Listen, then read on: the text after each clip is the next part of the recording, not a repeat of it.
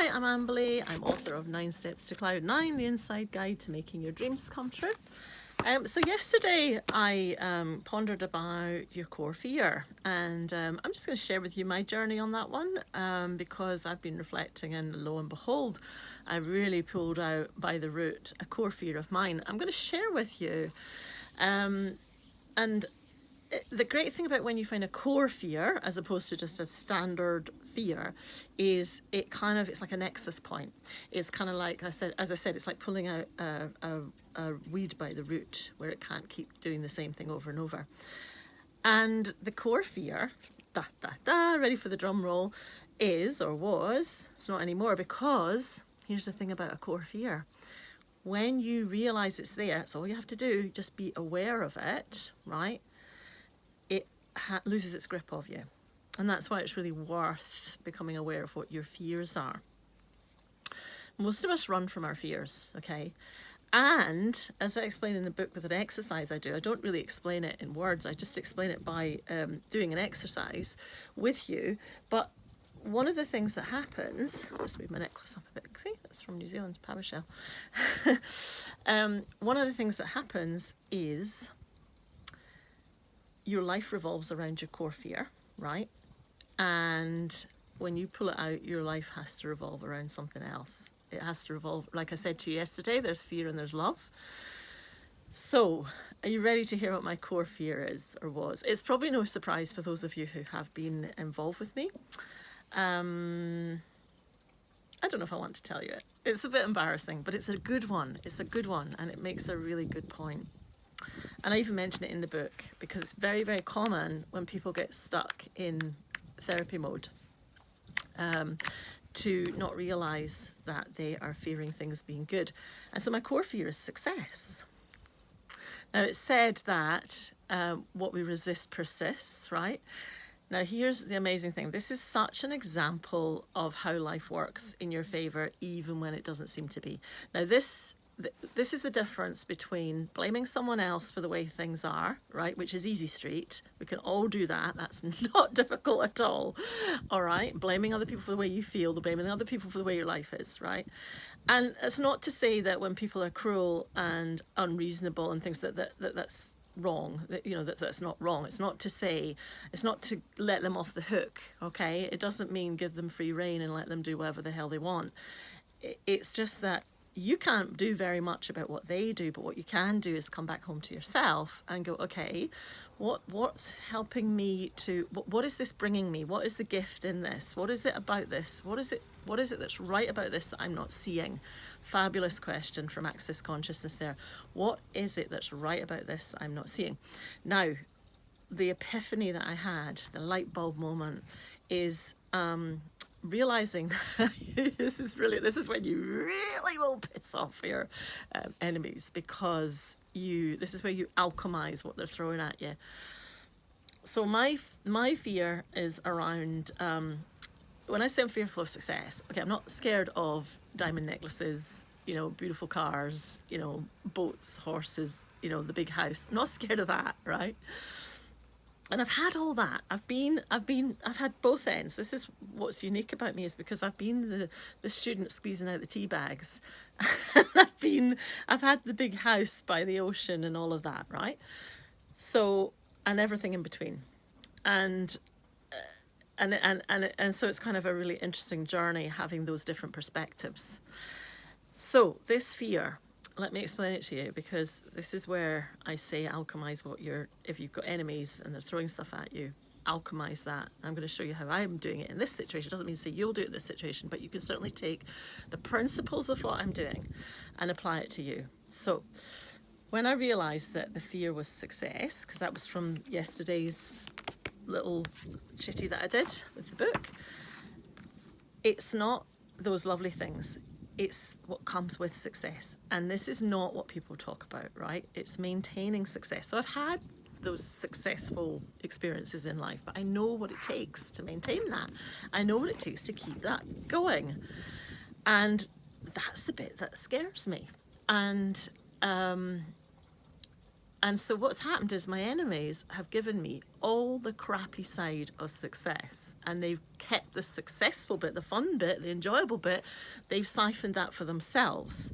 So it's like I've had the responsibility, they've taken the power. I've had the not having money coming in, they've siphoned my money. I've had the creating content, and not talking about creating content and sharing it. I'm talking about creating content and not even be able to get it out before they steal it. All right. And what that's done is several things. I look at my content and I go, okay, what is it? What is the bit of me? What is it, me at the core of my message, right? That they cannot steal. It doesn't matter how much they steal.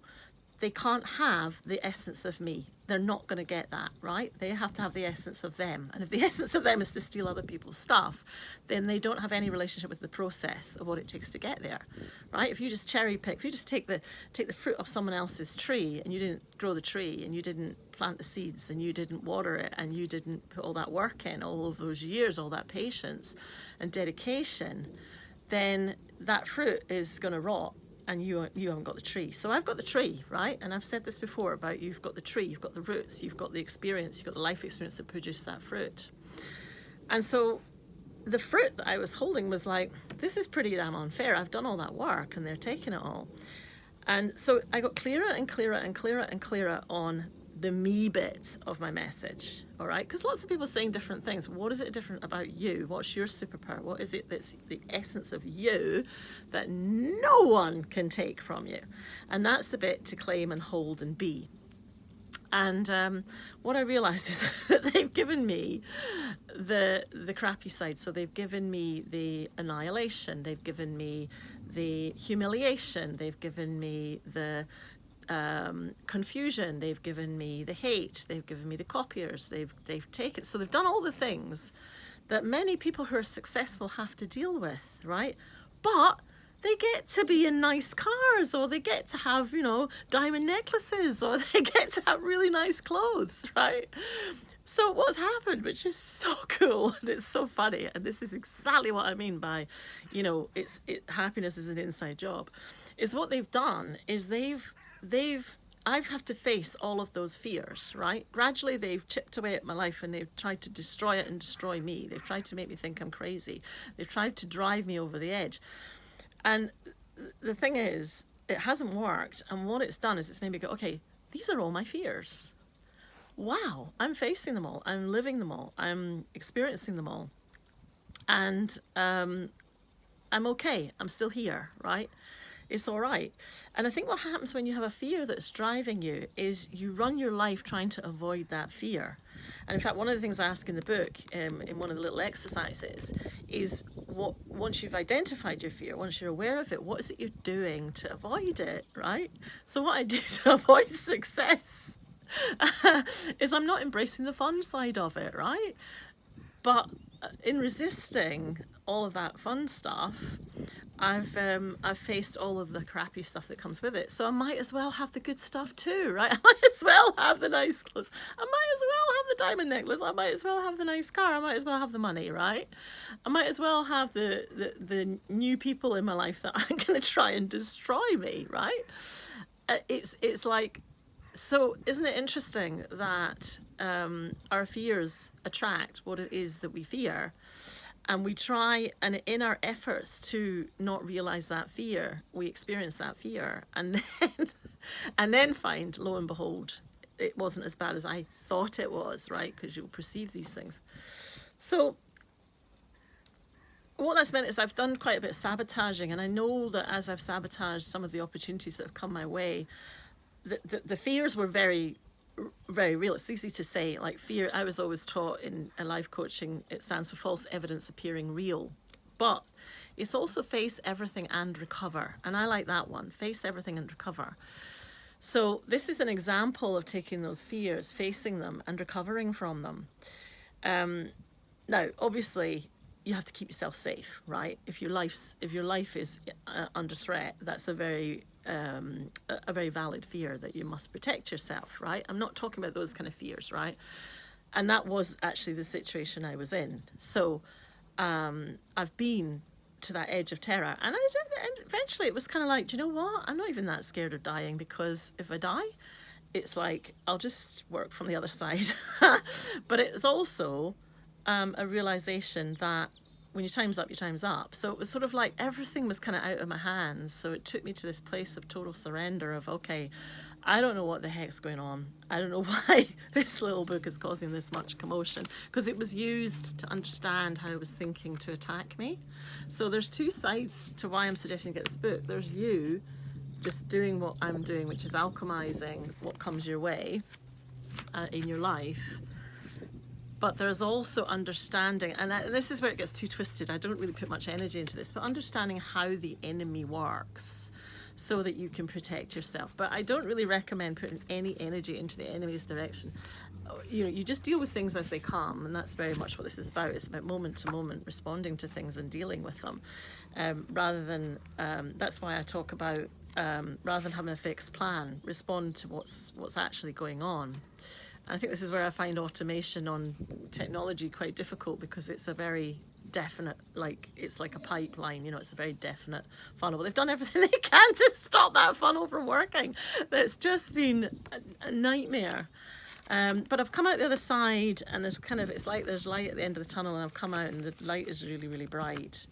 And so, yeah, I just want to talk about that side of success nobody ever talks about. So they'll talk about the perseverance and the work to get there, and, you know, the difficulty and all that sort of stuff. And they'll talk about the late nights and the, you know, never having any time to yourself and all that, falling out with your family. And they'll talk about that side of it. But to actually be successful, right? Not working towards success, but actually being successful. There's a maintenance program in there, right? And your journey to get to that success equips you with what you need to maintain that success and to enjoy it.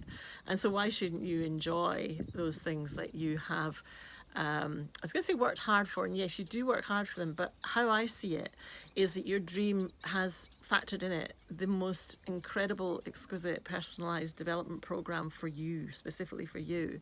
And what I'm encouraging you to do is to use that as your therapy, as your way of, you know, overcoming what you've been through.